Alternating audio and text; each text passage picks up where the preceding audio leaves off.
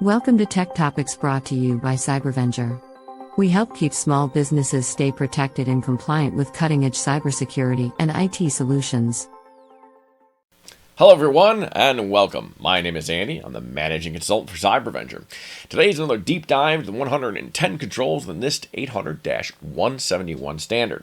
This standard gives guidance for how to protect controlled unclassified information for anyone doing business with the Department of Defense or other federal departments.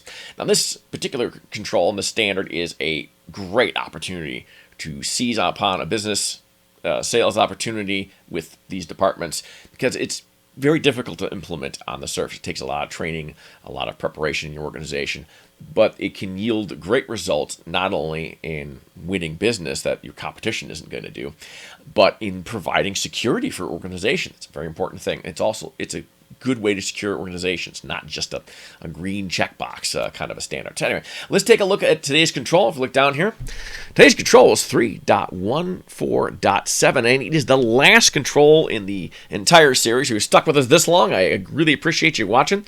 And it says, identify unauthorized use of organizational systems. And our second paragraph here, system monitoring includes external and internal monitoring. System monitoring can detect unauthorized use of organizational systems. Now, I think that's a real important thing. The previous controls in this last family of controls here talks about malicious code. This is about unauthorized use. So you might have someone that is using perfectly legitimate code but doesn't have authorization. Classic example, I have a customer of ours that we ended up picking up, and how they'd gotten hit. They had a copy of, they had an account at a remote access company.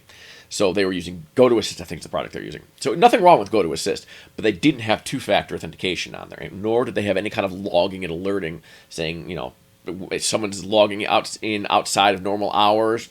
Could have had an email for that, right? Should have had two-factor. There are things that you could have done to prevent this from happening. All that would help you comply with this control.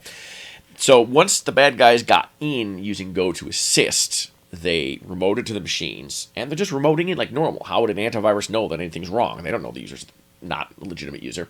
And then what they did to get around antivirus is they downloaded something called 7-Zip, very widely adopted, used, trusted piece of software just for zipping files, right?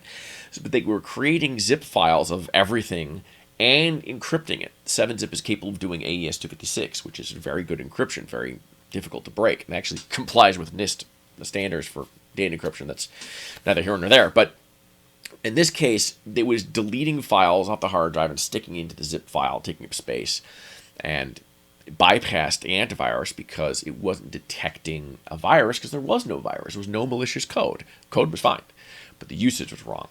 And there are other ways to detect usage like that. You could see unexpected disk utilization, like lots of files suddenly get touched. There are systems that can detect that as an anomaly.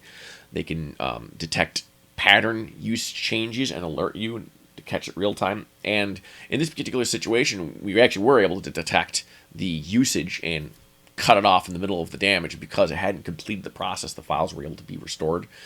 It wasn't actually fully encrypted, so we got lucky there. This particular customer had followed all of our recommendations in the past. Especially when it came to remote access software, so they were actually very fortunate they were able to recover. They were very fortunate their IT guy had caught this, but based on the behavior. But that's the kind of monitoring this control talks about. It's not just antivirus or malware or even EDR, but to be able to detect usage patterns, detect people that are unauthorized users from doing things that could masquerade as legitimate operations. I mean, there's nothing wrong in principle with zipping a file, nor with encrypting it, nor with deleting the files when you're done zipping them. But because they were doing that to encrypt the entire system and it was an unauthorized user, that's what made it bad. And you can see why it's so difficult to detect that kind of a thing. But there are ways to work around that, and this control demands that you research that and you set up ways to detect that and recover from that kind of thing. You could do things like preventing data from being uploaded. Like if you allow data, you don't want the bad guy being able to get a copy of it. You can trip off. You can set up rules on your firewall to detect major bandwidth usage and cut that off in progress. There's all kinds of ways to do it. There's data loss protection that'll help you do that sort of thing. The entire section of this industry that dedicated to that kind of thing. So you need to look into that and implement those controls that detect illegitimate use, even with legitimate software tools. And that's how you comply with this particular standard, 3.1.7. And that's the last one of all 110 controls. Hard to believe we're here at the end. Thanks again for watching. I hope they were helpful, and we'll hopefully see you back at our channel for other security tips and compliance tips for all kinds of compliance standards for your business. I'm Andy with CyberVenger. Thank you so much for watching. Thanks for watching. We hope this video has provided valuable information to you. Be sure to share this video with other small business owners to spread the word about the importance of cybersecurity. As always, don't forget to like and subscribe for more videos like this. If you want more information about cybersecurity, visit us at www.cybervenger.com.